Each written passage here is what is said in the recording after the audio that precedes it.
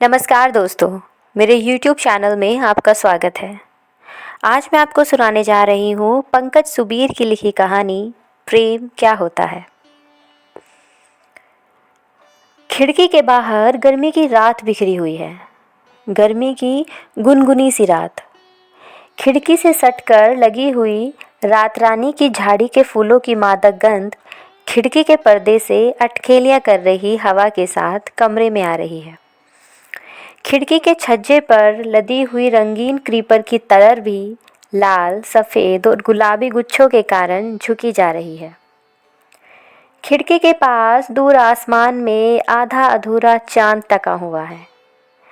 गर्मी की धूप को दिन भर सहन करने के बाद झुलसे पेड़ों की पत्तियां और शाखाओं को रात की ठंडी हवा सहला रही है। हवा का स्पर्श पाकर पत्तियां कृतज्ञतावश झुकी जा रही हैं। गर्मी के मौसम की सबसे बड़ी विशेषता उसकी रात होती है।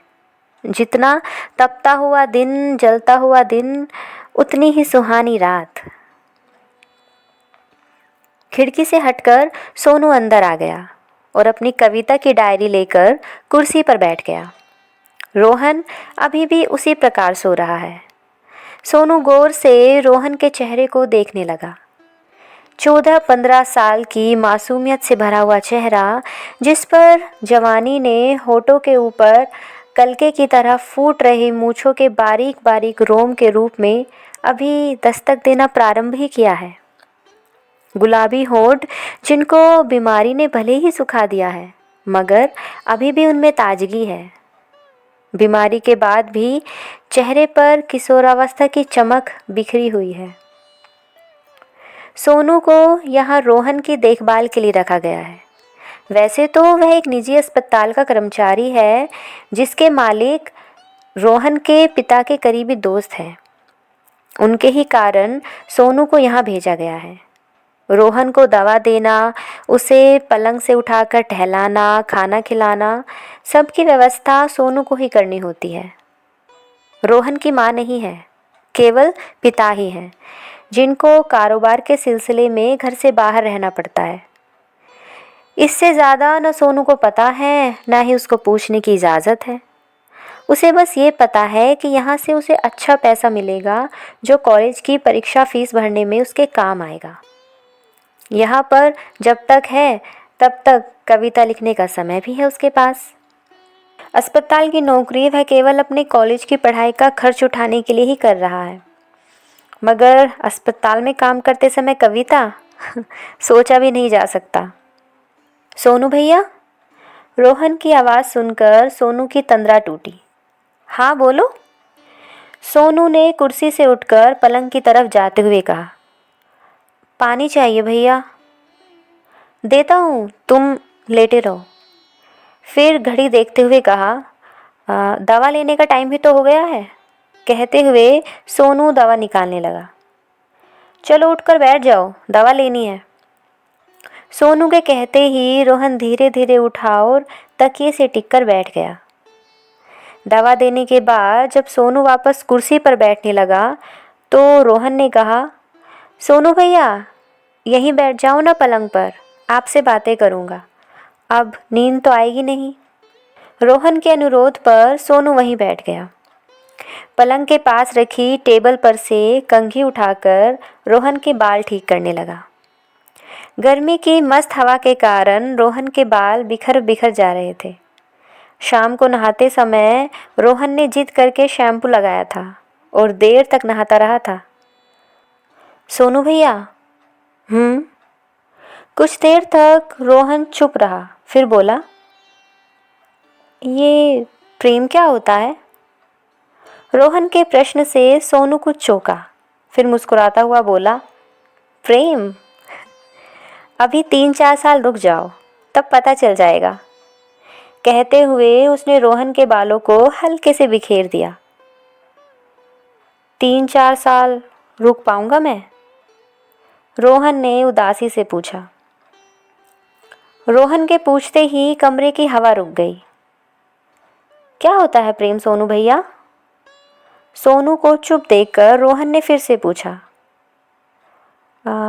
प्रेम वह होता है जो हमें किसी दूसरे से जोड़ता है। सोनू ने कुछ टालने वाले अंदाज में कहा। किससे? किसी से भी, उन सब से जो हमें अच्छे लगते हैं, हमारे माँ बाप, हमारे भाई बहन, हमारे दोस्त। सोनू ने जवाब दिया। माँ तो मेरे पास नहीं है, पापा है, पर वो भी, भाई बहन भी नहीं है। कहते कहते रोहन फिर चुप हो गया। रोहन की आंखें अचानक नम हो गई थी। सोनू को लगा उनकी पलकों के किनारे झिलमिला भी रहे हैं। उसने रोहन को सहज करने के लिए कहा, और सबसे खास प्रेम हमें किसी एक खास से भी होता है। सोनू के इतना कहते ही रोहन के चेहरे के भाव बदल गए, मानो सोनू ने उसके मन की बात कह दी हो। कौन खास सोनू भैया? उसने बड़ी उत्सुकता से पूछा। ये जो बाहर चांद नज़र आ रहा है ना, आधा अधूरा सा चांद। इसको देखकर ना तो रात की रानी के फूल झूम रहे हैं, ना पेड़ों की पत्तियां इठला रही हैं, क्योंकि ये सब एक खास चांद से प्रेम करते हैं, पूर्णमासी के पूरे चांद से। अभी 2 दिन बाद जब ये चांद पूरा हो जाएगा, तब से सब उस खास के प्रेम में पागल हो जाएंगे। सोनू ने उत्तर दिया। सचमुच? रोहन ने फिर से बड़ी उत्सुकता से पूछा। हाँ बिल्कुल, दिखाऊंगा तुम्हें। रोहन गौर से खिड़की के पार उस चांद को देखने लगा। उसके चेहरे के भाव पल पल बदल रहे थे। कुछ देर बाद तक देखने के बाद रोहन फिर उदास हो गया। तुम्हें मिला कोई खास? सोनू ने रोहन के मूड को बदलने के लिए फिर से पूछा। रोहन ने सोनू की तरफ देखा। सोनू ने देखा उन 2 नन्ही आंखों में सितारे झिलमिला रहे थे। फिर अचानक वो शर्मा गया और चादर के धागे खींचने लगा। मतलब मिली है? सोनू ने मजाक के अंदाज में पूछा। है नहीं, थी। रोहन ने उसी तरह झुके हुए कहा, पर उसकी आवाज़ डूबी हुई थी। कब? सोनू ने पूछा। जब मैं स्कूल जाता था। रोहन के स्वर में उदासी थी। उसकी आवाज़ ऐसी थी मानो किसी सुनसान रात के पहाड़ पर लगे पेड़ों पर बर्फ गिर रही हो। कौन थी? सोनू ने फिर पूछा। मेरे साथ ही पढ़ती थी, और मेरे साथ वही होता था जो भी आपने कहा ना, कि पूर्णमासी के चांद को देखकर पेड़ों को हो जाता है। रोहन ने धीरे से कहा। तो खूब बात होती होंगी तब तो उससे। सोनू ने शरारत भरे अंदाज में पूछा। नहीं, बात तो एक बार भी नहीं हुई। अरे क्यों? हिम्मत नहीं होती थी, और वो भी शायद बात नहीं करना चाहती थी। चलो, अब जब स्कूल जाना शुरू करो तो सबसे पहले उससे जाकर बात करना, और नहीं कर पाओ तो मुझे ले चलना, मैं तुम्हारी तरफ से उससे बात कर लूँगा। क्यों मजाक करते हो सोनू भैया? अब कहाँ जा पाऊँगा मैं स्कूल? अब तो शायद मम्मी के पास चला जाऊँ। कहते हुए रोहन ने सिर पर रखा सोनू का हाथ लेकर गोद में रख लिया और दोनों हाथों में दबा लिया। सोनू ने दूसरे हाथ से रोहन की आंखों में आई नमी को अपनी उंगलियों में समेटते हुए कहा। रोहन ने कोई उत्तर नहीं दिया, इसी तरह लेटा रहा। सोनू उसके बालों को सहलाता रहा।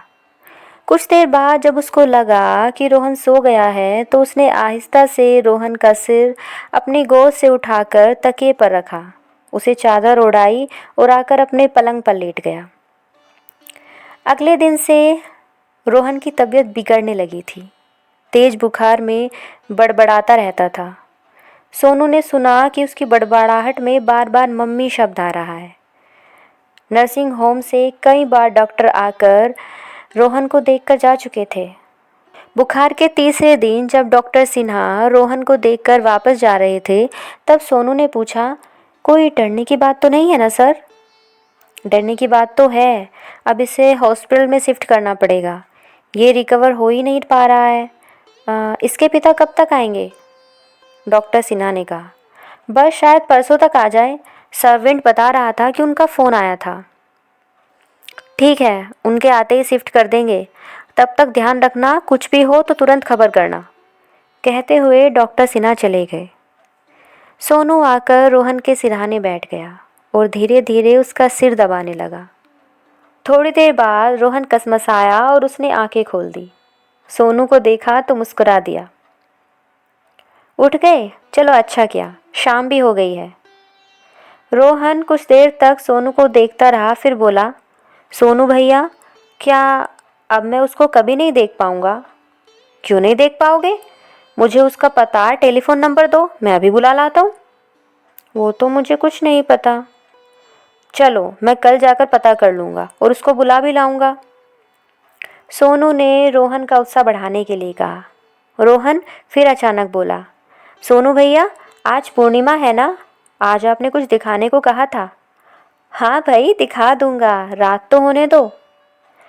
सोनू भैया, मैं अपनी मम्मी को देखना चाहता था पर देख नहीं पाया। ये सब मेरे साथ ही। कहते कहते रोहन चुप हो गया। चलो आज दिखा दूंगा। जब चांद पूरा होगा ना, तब उसमें तुमको मम्मी भी दिखाई देगी और वो सब दिखेंगे जिनको तुम प्रेम करते हो। सोनू ने कहा। सच? बिल्कुल सच। पर मैं तो उनको छू पाऊंगा ही नहीं। क्यों नहीं छू पाओगे? जब चांद को देखो तो मेरी इस हथेली को छू लेना। तुमको ऐसा लगेगा कि तुम उनको ही छू रहे हो जिनसे तुम प्रेम करते हो। सोनू ने अपनी हथेली दिखाते हुए कहा। ठीक है, पर देखो, जब चांद में तुम्हारी वो खास नज़र आए तो उसको देखकर शर्माना मत। सोनू ने रोहन की कमर में गुदगुदी करते हुए कहा और रोहन खिलखिला उठा। रात को रोहन सोनू ने गोद में उठाकर खिड़की के पास बैठा दिया था, क्योंकि तब उसके चलने फिरने की ताकत बिल्कुल क्षीण हो गई थी। देखो, वो पूरा चांद। अमलतास के 2 पेड़ों के ऊपर दिख रहे चांद की ओर इशारा करते हुए सोनू ने कहा। रोहन ने सिर उठाकर पूरे चांद को देखा। देखो, उसमें अपनी मम्मी को दिख रही है ना? सोनू ने पूछा। रोहन ने हाँ में सिर हिला दिया। ठीक है, अब आंखें बंद करके मेरी इस हथेली को छुओ। सोनू के कहते ही रोहन ने वैसा ही किया। थोड़ी देर बाद रोहन ने हथेली को खींचकर अपने चेहरे से सटा लिया। कुछ ही देर में सोनू की हथेली भीग गई। सोनू ने रोहन की आंखें पोंछी और फिर कहा, चलो आप फिर से देखो चांद को, अब वो दिखेगी। रोहन ने फिर चांद को देखा। दिखी? सोनू ने पूछा। रोहन ने फिर हाँ में सर हिलाया और आंखें बंद कर ली और सोनू की हथेली को फिर चेहरे से लगा लिया। अब की बार सोनू को हथेली पर नमी की जगह आँच का एहसास हुआ। रोहन की गर्म सांसों की आँच का एहसास। आँच धीरे धीरे बढ़ती जा रही थी। बढ़ते बढ़ते अचानक ठंडी हो गई और हथेली पर सांसों के टकराने का एहसास भी बंद हो गया। सोनू ने देखा, दूर आसमान पर एक सितारा टूटा और रोशनी की लकीर छोड़ता हुआ चांद की तरफ बढ़ा। चांद के ठीक पास आकर वो सितारा बुझ गया, मानो चांद को छूकर खामोश हो गया हो। सोनू ने आहिस्ता से रोहन का चेहरा हथेली पर से हटाया। रोहन उसकी बाहों में झूल गया। हवा बिल्कुल ठहर गई थी, मगर रात रानी के छोटे छोटे फूल चुपचाप आंसुओं की तरह टप टप करके ज़मीन पर टपक रहे थे।